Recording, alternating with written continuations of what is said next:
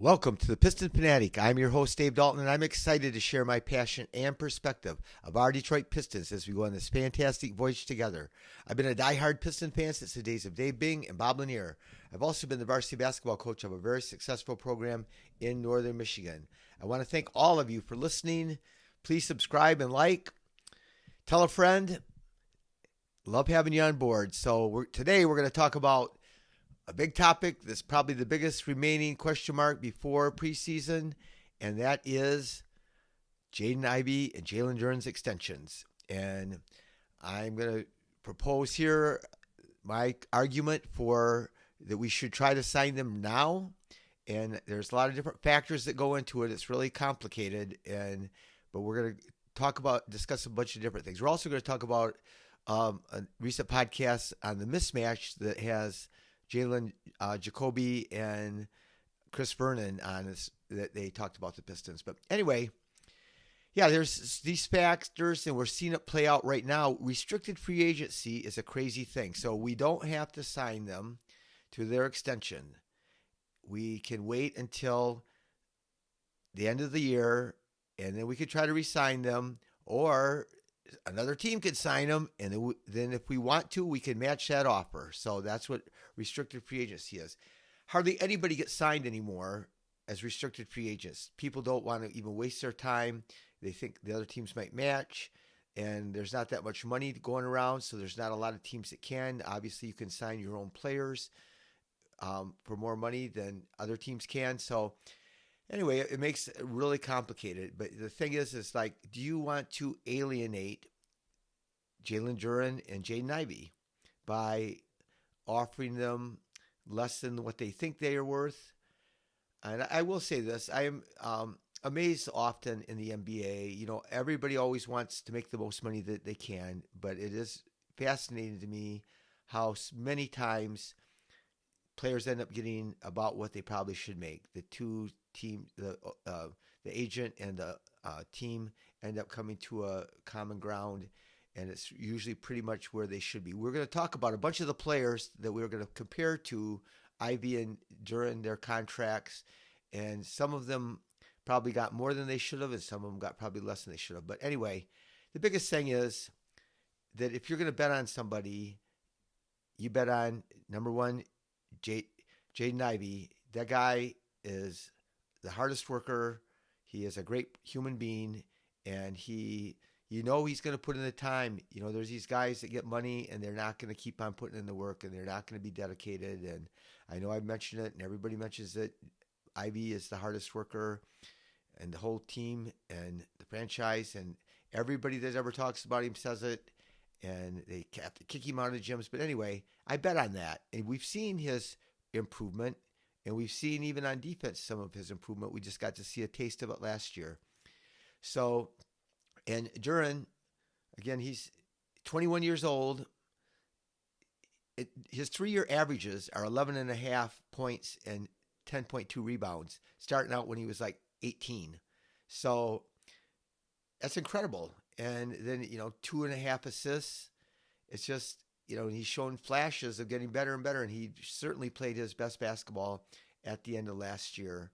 And Ivey was just catching fire with his 3-point shot. He shot 40%. He's, 23 years old, averaged 17.6 points, 4 rebounds, 4 assists, 46%, 41% on threes.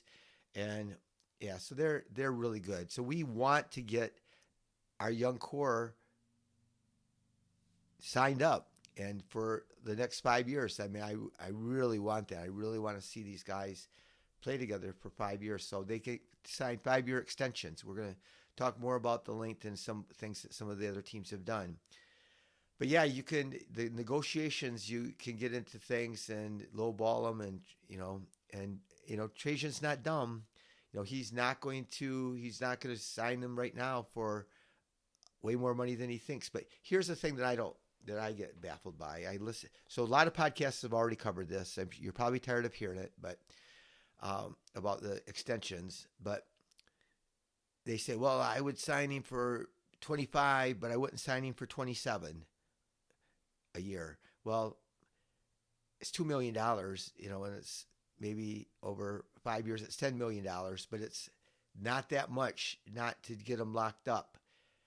Another thing that I'm just going to mention it right now that I think is pretty clever. So there's team options and there's player options. If we give them more money, we could make the argument that we'll give you a little bit more money than what we want to as they go back and forth and when they come to trying to compromise. But we want, on the 5th year, we want a team option. So that hedges your bet a little bit. So if but I just can't see these guys going bad. I can't see them doing anything but getting better. And again, sure, we would have loved to seen Ivey get to play out the whole year. And it would be nice to see them. But it's still also my best guess is that the amount of money that they're going to sign for based on how they play, it's not going to be that big a difference in what we're probably going to pay them this year. Another thing, I'm just going to throw this out there. Do you ever think about Ivey and Duran? If they're in the same draft class and they both have been good, Duran has been more consistent because he didn't get injured last year, but that there would be some hard feelings or thoughts from one or the other if Ivey gets paid more than Duran, which I think should be the case, that Ivey should probably get paid more than Duran a little bit. And so, but I wonder how that feels. Just like when we go to sign Asar, and Asar's brother, Amen, is going to get the rookie max. I guarantee it. And Asar might be, we'll see. So he's got another year. So obviously we don't have to sign his extension until the end of next year. He's not extension eligible. But so if he really busts loose, like a lot of us think he's going to make, he'll probably get a lot of money. So, but yeah, so the pride thing, there's, it's not just dollars and cents, it's pride. And so it'll be interesting, but they do love it in Detroit. They do love their teammates. And so we've seen it. Bridges just signed a contract for $6 million less than what he could have extended for. So that gives them that much more flexibility. But my thought is, if they wanted a couple million more than what we wanted to pay them, then I probably would do it. So the organization loves them. Everything you hear JB or Trajan talk about them, they're sold on them. And so, they want to see what happens this year. And we really, again, we want to get them locked up for an extended amount of time. So, yeah, like I said, I don't know. Let's just go ahead. I'm going to start talking about some of the other players and what they would give them. But teams usually come up with the right number. Like I said, teams usually come up with the right number. And the salary cap for next year is $154 million. 647,000, and it goes up every year. So it goes up like 10% to 7% probably every year it's going to. But let's talk about some of the players to make some comparisons. And I've been waiting to do this podcast, and one of the real reasons was because I was waiting to see what Josh Giddey got.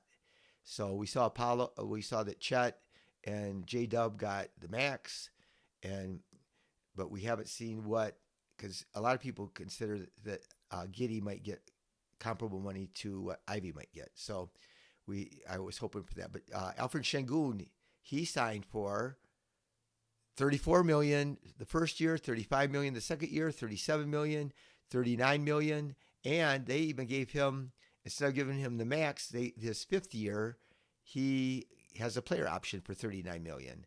So that's another way that they did it. And I didn't write down Jaylen Green. So Jaylen Green is, again, he got drafted 2nd behind Cade in his draft, which is Ivey was drafted 5th. They're kind of a little bit similar, that they're athletic and they're both really fast. And Green's a bigger scorer, been more dynamic, but he's got lots of flaws, and that's why they traded him. But he's averaging $35 million a year. But they gave him only, I think, a 3-year contract. Part of the reason they did it is because the Rockets are a really wise organization. When they signed him to that contract extension, they could foresee that they might trade him in the future. That was part of the reason the strategy behind that. Another player, though, to compare for Jaden Ivey is Jalen Suggs. He signed for about averaged $30 million a year for his extension.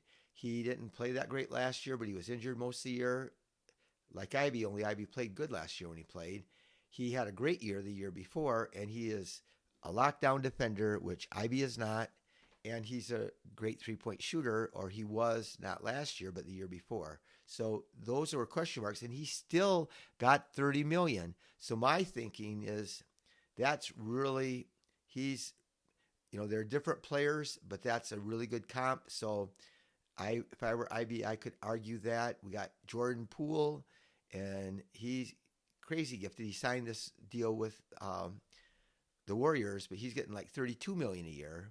Devin Vassell, who's Devin Vassell? He plays for the Spurs. He makes $27 million a year.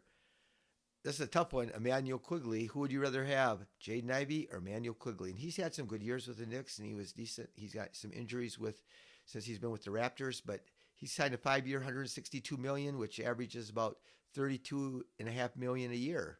So I would rather have Ivey, but again, it's really complicated to compare people. But there's lots of other interesting guys. And in the center position, Miles Turner got less than I thought he was going to. He signed with the Bucks and $27 million. Jared Allen is making $30 million. Nick Claxton, $24 million. Duran ate him alive when we played them. Isaiah Hartenstein gets $29 million. He's a good player, but didn't even start in the finals, which they have such a great team, the OKC. But yeah, $29 million. Jakob Poeltl makes $28 million. If I'm Jaylen Duren, I'm arguing all day that I'm worth every bit as much as him. Now, Zubac I would take Zubac maybe ahead of Duran, but Duran's so young and has so much more to gain, and I'd have to really evaluate it. I don't get to see the Clippers play that much, but Zubac only makes $20 million a year. But also, contracts are different by when you sign them. Every year, the amount of money goes up. Obviously, every year, players that were a certain level. So if there's a guy that signed a year contract 3 years ago, they're going to be making significantly less than a guy that signs a new contract today. So yeah. Wendell Carter makes $20 million. Mitchell Robinson only makes $15 million.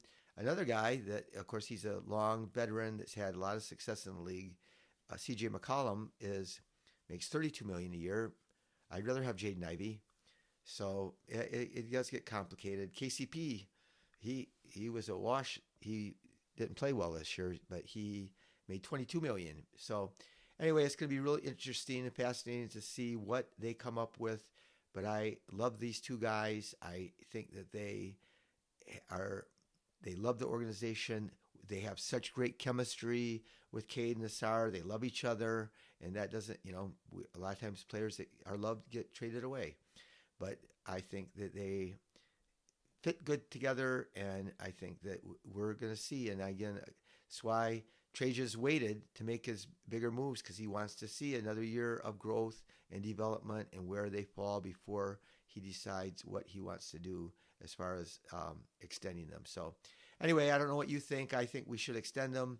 I think that we should sign Ivey between 28 to 30 million a year, and it can be descending. 30 million could be the first year of the extension, and then you can go down and descending and take $1 million off it every year and see how he says. And then, like I said, if I would love to get a team option at the end for the 5th year.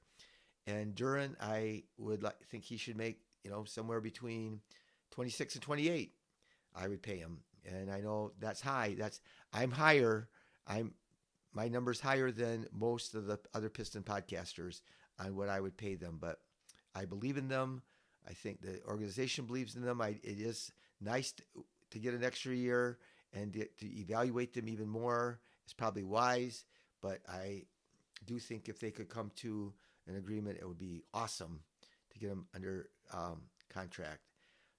So the Mismatch is a podcast, so it's on Spotify and other places, but David Jacoby, and he used to be, there was a TV show on ESPN called Jaylen and Jacoby was a really good show that Jaylen, that he was on with David Jacoby all the time, that Jalen Rose was, and it was funny, and they were creative and they were smart. But now he's on this one with Chris Vernon. They call him Berno, and they had 20 questions. They were asking 20 questions about. Each of them asked each other 10 questions, and one was, who do you think is going to do better this upcoming season than what the consensus is in the preseason?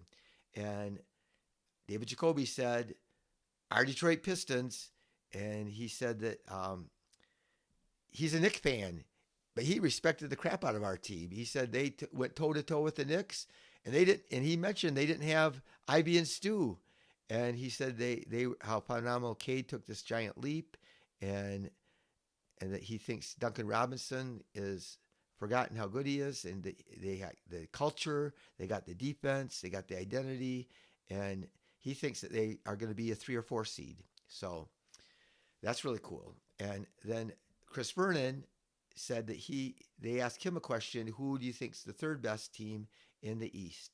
And he said 3 teams that he considered: the Magic, the Pistons, and the Hawks. And so everybody, that's consensus. That's what everybody thinks. They have, most people do have the Magic number 3 in the East behind the Cavs and the Knicks. And so, yeah, he said he had the Pistons. He strongly considered the Pistons, putting them at the number 3 spot. So it is going to be fun, fascinating. And again, like I did the last episode, I talked about everybody's talking about our guys and everybody's hyped on them and thinks that they're good. But yeah, I know it's a slow time of the season, and I hope that some of you listen to this, but I love doing podcasts. I can't wait. I was going to talk about the preseason schedule, but I guess I'm not going to today. But they came out with the preseason schedule. I'm getting ready. Next week I got a meeting I'm going to buy a 10-game package this year, like I used to always do that back even with the Bad Boys. But I'm excited to do that. But anyway, thank you for listening. Be the reason that somebody feels cared for, and go Pistons.